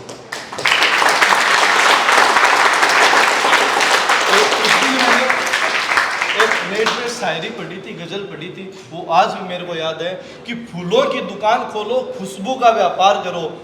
फूलों की दुकान खोलो, खुशबू का व्यापार करो। इश्क अगर खता है तो एक बार नहीं 100 बार करो। उस दिन और उस दिन मैंने सोच लिया कि अगर मेरा फर्स्ट अटेम्प्ट में नहीं होगा, सेकंड में नहीं होगा, अगर थर्ड में भी नहीं होगा, तो मैं करके रहूँगा, चाहे कितना ही अटेम्प्ट करना पड़ो मेरे को। और मेरे को आज भी मेरे को पता है मैं कितना कमज़ोर हूँ, मेरे को इतना सर नॉलेज नहीं है, लेकिन फिर भी मेरे को विश्वास है कि मैं एक ना एक दिन जज की कुर्सी पे बैठूंगा। आपसे एक बात बोलें? हाँ सर। पता है लाइफ के अंदर कई बार जब मैं ऐसे मोमेंट देखता हूँ तो थोड़ा सा मैं अंदर ही अंदर इमोशनल होता हूँ, बट साथ ही साथ में एक प्रोफेशन का एक धर्म भी याद आता है। और एक टीचर के नाते आपको कह रहा हूँ कि ये इमोशन आपको ओवर पॉजिटिव बना देगा, और ओवर पॉजिटिव चीज़ों के कारण इंसान रुक जाता है। अपने अंदर जो है इस आग को लगे रहने दो कि तुमने तुम्हारे पिताजी को जो है कोर्ट के बाथरूम को साफ कर देगा, अंदर आग को लगे रहने दो। बट ये आंसू है ना, ये बहने नहीं चाहिए। कई बार है आंसू आँख के अंदर रुके होने ज़रूरी है, वो आपको एहसास करवाते हैं कि अभी तो काम करना पेंडिंग पड़ा है। इसीलिए इमोशनल होकर तुम नहीं लड़ पाएंगे। सर मेरा आज पहली बार आंसू आया मेरा, मैंने उनको देखा तब भी नहीं आया मेरे को आंसू। कोई बात नहीं, अपना समझ के आए ना, अब यहाँ से गांठ बांध लो। आपसे मिलने के लिए रतनगढ़ से चला के आया हूँ। अरे यार रुलाओगे मतलब पूरा का पूरा। देखो एक मकसद तो होना चाहिए लाइफ में, एक मकसद का होना बहुत ज़रूरी है। इन्होंने छोटी बात नहीं कि बहुत बड़ी बात बोल दी है। आज मतलब एक बच्चे होंगे जब इस तरह का इंसिडेंट हुआ, पहले तो मेरे को भी लगा भाई जब पतलून नहीं पहनी आती तब से जुडिशरी का सपना कैसे देख लिया। बट जब आपके सामने रियलिटी आती है तो वास्तविकता पता चलती है ना। तो जब यार इतनी बड़ी बात को लेकर एक मकसद बना के इंसान चल सकता है तो डेफिनेटली उसको हासिल करेगा। लेकिन ध्यान रखना ये दुनिया कलयुग है, यहाँ पर हमको स्मार्टनेस भी करनी पड़ेगी, मेहनत निकालनी पड़ेगी, समय निकाल के चीज़ों को डील करना पड़ेगा। अब सेक्शंस हो वगैरह उनके प्रोविजन को माइंड में सेट करना पड़ेगा, तब जो है ना मज़ा आएगा। ठीक है सर, ये मज़ा लेके रहेंगे, मिल के करेंगे, डेफिनेटली मिल के करेंगे। Thank you sir. ठीक है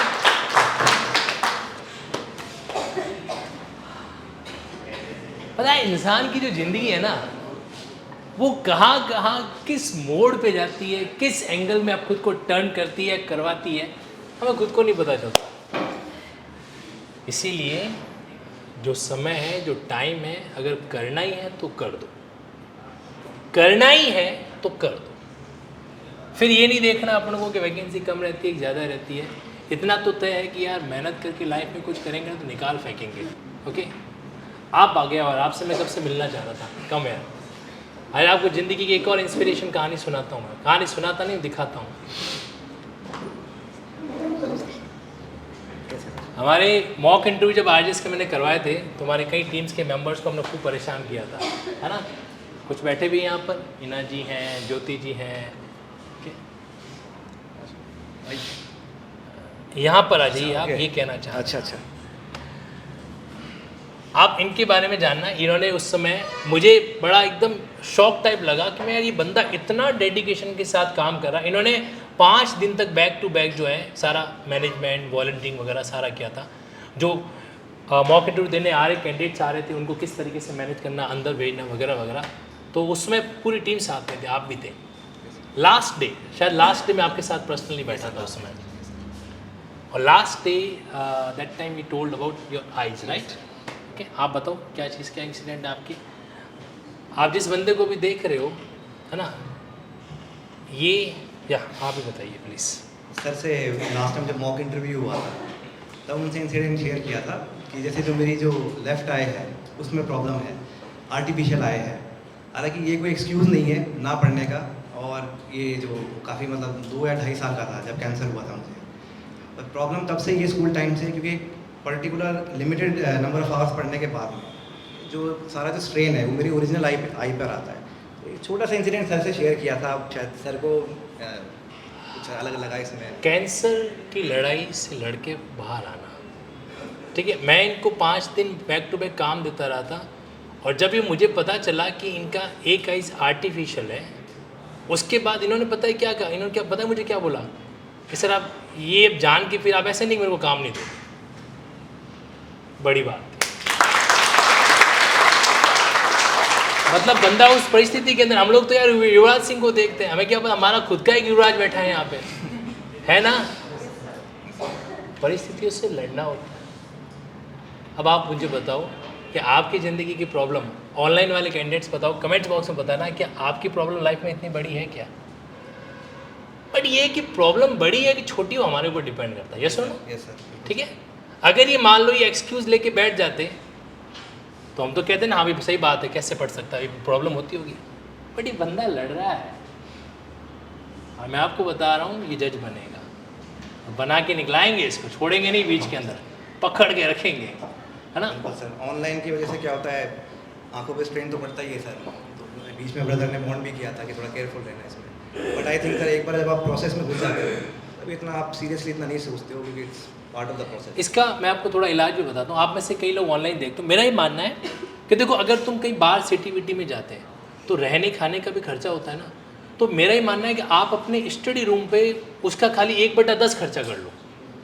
क्या करो, अगर छत पे नहीं बना हुआ स्टडी रूम तो फादर मदर से रिक्वेस्ट करके या तो एक सेपरेट स्टडी रूम बना लो, और अगर है तो उसके अंदर क्या करो, एक लैपटॉप का या कंप्यूटर लगाओ, मोबाइल पे मत देखो। देखो भारत के अंदर लगभग 90% ऐप से मोबाइल पे चलता है, और मैं इस मामले में अनअकैडमी को थैंक यू बोलता हूँ कि उन्होंने ये डिज़ाइन करके रखा है कि बच्चा लैपटॉप पे देख सकता है, कंप्यूटर पे देख सकता है। इससे उनको नुकसान है, इससे उनको नुकसान है। क्या नुकसान होता है? क्योंकि जब भी कोई चीज़, ये आपको मैं पीछे की कॉमर्शियल पॉलिसी बता रहा हूँ, 2-3 संस्थाओं से मैं भी जुड़ा हूँ, मैंने देखा उनका कामकाज का तरीका।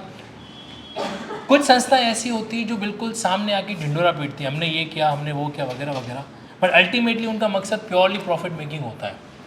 अब पता है मोबाइल से आप अगर यूज़ करते हो तो आप 1 टाइम 1 कैंडिडेट ही ऑब्जर्व कर सकता है, कभी भी 2 कैंडिडेट तो कर ही नहीं सकते, पॉसिबल ही नहीं हो पाता अपने आप में, ठीक है। और इसमें एक OTP का सिस्टम और है, लैपटॉप भी चल सकता है, मोबाइल भी चलता है, ऐसा भी कुछ इसमें सिस्टम है। तो ये तो नेट नुकसान हुआ ना, जहाँ पे 2 रेवेन्यू आ से वहाँ पे एक ही रेवेन्यू आ रहा है। When I asked this thing to the Roman Saini, मैं उनसे मिला था, is the founder of Unacademy, उनसे मेरी मुलाकात हुई, and the youngest IAS as well as, Bharat के सबसे युवा IAS थे, उन्होंने रिज़ाइन करके फिर अनअकैडमी। बट वो लोग, उनका एक फंडा है कि वो खुद आगे नहीं आते, वो में से एक टीचर को आगे रखते हैं। ये बात अच्छी होती है। आप देखना कई बार क्या होता है, खाली वो जो मेन फाउंडर होता है वो बस अपनी ऐड दिखाता है सब जगह पर, है ना। टीचर्स को आगे आने का मौका नहीं मिलता, ठीक। और जब टीचर्स का मामला नहीं चले तो बाई चांस को बाहर भी निकाल देता है, पता भी नहीं चलता। तो इट टोल्ड मी कि यार कई बार क्या होता है कि कुछ चीज़ें बच्चों के आइज़ पे बड़ा इम्पैक्ट करती है। वो डॉक्टर था, वो पहले आप उनका थोड़ा पढ़ोगे, खूब यूट्यूब पे पढ़ा उनके बारे में। He was a residential doctor, AIIMS का, उन्होंने एम्स से डॉक्टर होते थे, वहाँ से रिजाइन करके फिर IAS ज्वाइन किया। तो बोला कि ये चीज़ मोबाइल होता है, लंबे समय तक इसका इम्पैक्ट बहुत मतलब हार्मफुल रहता है, और आप पढ़ाई कराओगे तो बच्चा देखेगा। तो वो चीज़ मुझे बड़ी फील हुई, मैंने कहा बिल्कुल सही बात है।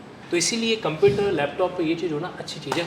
और मैं आपको भी सजेस्ट करता हूँ कि नहीं हो तो यार सेकेंड हैंड कंप्यूटर भी लेके आ जाओ, 15,000 10,000 तक आ जाएगा। लेकिन कोशिश ये करो कि मोबाइल को थोड़ा सा अपन कंपेरेटिवली कम स्पीड। सर मैं एग्री करता हूँ, ये खुद मैंने एक्सपीरियंस शेयर किया है। मतलब जब शुरुआत करा था, मोबाइल से इतना यूज़ हो गए हैं कि उसमें मल्टीपल ऐप्स चलाने की आदत है उसमें। लेकिन लॉन्गर टर्म में अगर किसी को आइज़ में प्रॉब्लम है तो it is my strong suggestion, longer term में आप लैपटॉप या टैबलेट बहुत सस्ते आते हैं आजकल, EMI पे मिल जाते हैं, वो आप रखिए। अगर आप दिन की 4 क्लास भी अटेंड कर रहे हैं, I would suggest mobile avoid कीजिए। आपको रियलाइज़ नहीं हो रहा है, एक टाइम बाद जब डॉक्टर के पास चेकअप के लिए जाएंगे आपको पता चलेगा कि जो ऐसा मोटा मोटा चश्मा लगाएगा, कैसा ऐसा लगाएगा। इसीलिए कहने का मतलब ये, थोड़ा सा हो सके तो अपन को कंप्यूटर में, हमें लगता है कि बड़ा खर्चा हो सकता है, बड़ा खर्चा नहीं होता। ये नहीं है सर, ये चीज़ें जीरो कॉस्ट EMI पे आती है, क्योंकि देखो आँख है तो दुनिया का विज़न है, यस और नो। तो दुनिया देख प्रॉपर तरीके से देख ही नहीं पाएंगे तो प्रॉब्लम होती है, और मजबूरी है क्लास अटेंड करना भी ज़रूरी होता है। इसलिए सो बस मुझे इस पर्सन ने बड़ा प्रभावित किया, that's inspired me as well as, है ना। तो इनके लिए एक डायलॉग हो जाए, वाह, रुके न तू झुके न तू, चला चले अतीत के प्रमाण से, संकल्प क्यों तेरा, रुके न तू चला चले भविष्य, संकल्प क्यों तेरा, विकल्प में तू, चौऔर अंधकार है, एकांत में क्यों गौण। अपने इसी जुनून को बना के रखना, ठीक है। पहले मैं थोड़ा नेगेटिव ले लेती थी सर इनकी बातों को, लाइक होता है ना, हॉस्पिटलाइज हूँ, फिर एकदम से वहाँ से निकल के आए तो मुझे घर पे कभी नहीं रखा, मतलब जयपुर में ही स्टे कर रही हूँ। कभी घर जा रही हूँ, कोई प्रॉब्लम आ गया, जैसे मैंने आपको बताया तो सोराइसिस हुआ, कुछ भी हुआ, तो हम एक कंफर्ट जोन में रहना प्रीफर करने लग जाते हैं एक टाइम के बाद, क्योंकि फैमिली में रह के मतलब हमें कोई पैम्पर करे इस सिचुएशन में, बेड रिडन होने पे, तो वो चीज़ें। लेकिन इन्होंने कभी वो पैम्परिंग नहीं दिखाई, और आज मुझे समझ में आता है, पिछले 1 साल में मुझे बहुत अच्छे से मेरे दिमाग में घुस गई ये बात कि पैम्पर जो आपको करता है ना, वो आपको वीक कर देता है। जो मोह होता है ना सर, वो आपको कमज़ोर बना देता है। जैसे माँ बाप कई बार बच्चों से मोह रख लेते हैं, सच्चा प्यार जो करने वाले होंगे वो आपको हमेशा पुश करेंगे, भले ही आप कितना भी नीचे मतलब लो फील कर रहे हैं। इन्होंने कभी मुझे ये नहीं सिंपैथी दिखाई कि नहीं ऐसे है, इवन कि हॉस्पिटलाइज है तो बेड पे मतलब पढ़ के बैठ के भी पढ़ा जा सकता है, लोग आईसीयू में भी पढ़ लेते हैं, जिनका एक होता है मोटिव। तो मेरा सर, मैं बताना चाहती हूँ, मेरा लाइक आप जैसे सबसे पूछ रहे थे ना कि जुडिशरी क्यों करना चाहते हैं, मैं कहना चाहूँगी जुडिशरी ने मुझे मकसद दिया है सच में जीने का। मेरी लाइफ का कोई मकसद नहीं था, मैं क्यों जी रही हूँ, क्यों मुझे भगवान इतने सारे मतलब रास्ते बना रहा है, इनका साथ दिया, सब चीज़ें अवेलेबल करवा रहे हैं। जैसे प्लेट में कहते हैं ना, प्लेटर में आपके सामने परोसना, पर मैं उस चीज़ की वैल्यू नहीं समझ पाई थी 2 साल पहले तक। मतलब मेरे अंदर से मोटिवेशन नहीं था कि मुझे बनना है, और अब इतना हो गया है कि कहते हैं ना, क्यों बनना है, मैं नहीं कहूँगी मुझे अपने लिए बनना है, मुझे कोई पावर या पोजीशन चाहिए, नहीं, वो तो अपने आप आएगा चीज़ें, मैं इनके लिए बनना चाहती हूँ।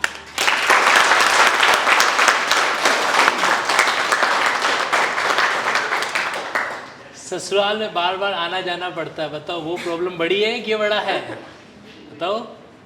फिर भी लड़की हिम्मत नहीं आ रही है, आपको भी नहीं आना है। और सर, हमारी शादी को 8 साल हो चुके हैं, तो मेरे ऑपरेशंस हुए काफ़ी, इतने साल में कोई भी गिव अप कर सकता था सर, साथ देने वाला, क्योंकि मेरे 2-3 ऑपरेशन हो गए, सोराइसिस की प्रॉब्लम आई, घर पे भी सब चीज़ों को संभालना। मुझे आज तक ससुराल में एक लड़की के लिए सबसे मेन चीज़ होता है कि इतने टाइम के बाद आप पे एक प्रेशर आना शुरू हो जाता है बच्चे के लिए, कुछ भी, जो कि एक अपनी सोसाइटी का है, नॉर्मल नॉर्म्स होते हैं, पर वो भी कभी नहीं, वो चीज़ें खुद मतलब एक शील्ड मेरे सामने कि कभी मुझ तक वो बातें नहीं आना। दूसरा, मेरा ये विजन भी और ज़्यादा बन गया है। एक होता है ना कि मुझे क्यों बनना है, मैं कभी अकेले बैठती हूँ, इनके लिए तो करना ही है, खुद के लिए भी करना है, जब वो होता है तो वो अपने लिए ही होता है पहला। लेकिन इन सब के बाद में अब मेरा विज़न थोड़ा बड़ा हुआ है कि मुझे क्यों करना है, मुझे अपने जैसी कम्युनिटी, जो हमारी कम्युनिटी है, उस कम्युनिटी के लिए, या जहाँ पे माँ बाप या कोई भी फैमिली सपोर्ट नहीं कर पाते हैं इस सिचुएशन में, मतलब एक टाइम पे जाके टूट जाते हैं कि 2-3 साल निकले, फिर वो टूट जाते हैं कि अब कितना साथ दें, लेकिन इस हद तक भी साथ दिया जा सकता है, मैं ये दिखाना चाहती हूँ। और मेरी बात को लोग तब ज़्यादा सुनेंगे, अभी कुछ लोग सुन रहे हैं, फिर मैं बड़े प्लेटफॉर्म से कुछ हासिल करके बोलूँगी तो उसका इम्पैक्ट अलग ही होगा। तो मुझे तो सर अब गिव अप नहीं करना है। मेरा प्रॉमिस है आपसे, आपकी आवाज़ मैं बनाऊंगा। बिल्कुल सर, बिल्कुल 100%। ये था कि मतलब आप जो मैराथन क्लास वगैरह जो लेते हैं, मतलब कंटिन्यू एक बार में 2 से 3 घंटे 4 घंटे तक भी कभी कभार हो जाता है आपका, तो आप उससे पहले मतलब एक कितनी प्रिपरेशन करते हैं पहले, ठीक है, आपकी मतलब, और एक डेली रूटीन क्या है आपका, ताकि हम भी उससे मतलब थोड़ा सा मोटिवेट हो पाए, कुछ सीख पाएँ। क्योंकि मतलब मैं भी क्या है टीचिंग से हूँ, तो मैं 2-4 घंटे पढ़ाता हूँ ना, तब तक इतना थक जाता हूँ कि फिर पढ़ना पॉसिबल नहीं है सर। तो आपको मैं देख करके ये सोचता हूँ कि सर पता नहीं क्या एनर्जी कहाँ से लाते हैं। इनकी बात में सच्चाई है क्या? है। मतलब रात को 9:30 बजे भी देखा सर, ऑनलाइन मिलेगी आपको कहीं भी। मैं इसको कॉम्प्लीमेंट के रूप में लूँगा। हाँ, बताओ क्या जवाब दोगे?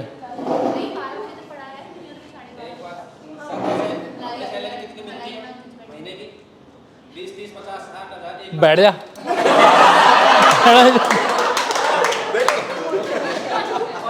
मुझे लगा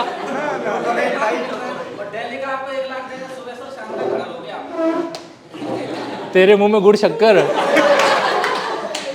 एक मत 1 करोड़ बोल।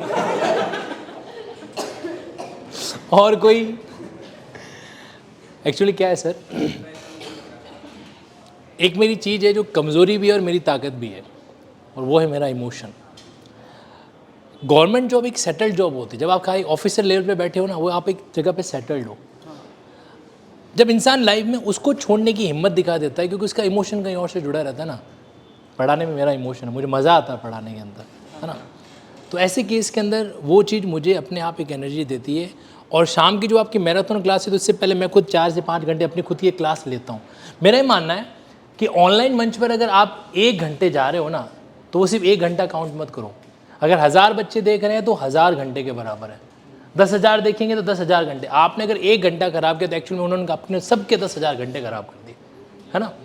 तो इसीलिए मैं प्रिपेयर होके जाता हूँ। मेरी कभी भी क्लास के अंदर मैं जनरली बिना प्रिपेयर, भले आता भी होगा तो भी मैं खुद को माइंड सेट करके जाता हूँ। मतलब कंटिन्यू 4 घंटे में एक बार भी बुक मतलब बहुत कम देखते हाँ, हैं। वो 4 घंटे वो नहीं, उस परफॉर्मेंस के दौरान तो कुछ देखा देखी नहीं होती है, बात देखने का नहीं है। और मैं देख भी लूँगा तो आप लोगों को पता भी नहीं चलेगा, ठीक है। लेकिन पहले ऑफलाइन पढ़ा चुके हैं, ऑफलाइन से फिर ऑनलाइन आए, ठीक है। इसलिए अब इस बात की चिंता नहीं रहती कि भाई कितने घंटे पढ़ाना है। ऑफलाइन के अंदर 5 घंटे 6 घंटे भी चला करता सीन। और सबसे बड़ा चीज़ ये है कि जहाँ पर मैं थक जाता हूँ ना, एक सीक्रेट बता रहा हूँ, साइड में आके बता दो, कैमरे में आ जाएगा। सीक्रेट ये है कि जब मैं आपको ऑनलाइन पढ़ाते पढ़ाते बीच में जब मोटिवेट करता हूँ ना, मैं इनडायरेक्टली खुद को भी मोटिवेट कर देता हूँ कि तनसुख पालीवाल अभी 1 घंटा और तेरे को आगे बढ़ाना है। वो जज्बात सिर्फ आप लोगों तक नहीं आते, वो मेरे अंदर भी जाते हैं। और जब कोई ऐसी चीज़ जो सिर्फ आपके द्वारा कही गई और दूसरों तक नहीं पहुंच रही, आपके अंदर भी पहुंच रही होती ना, उसके जितना आउटपुट तो कोई नहीं ला सकता।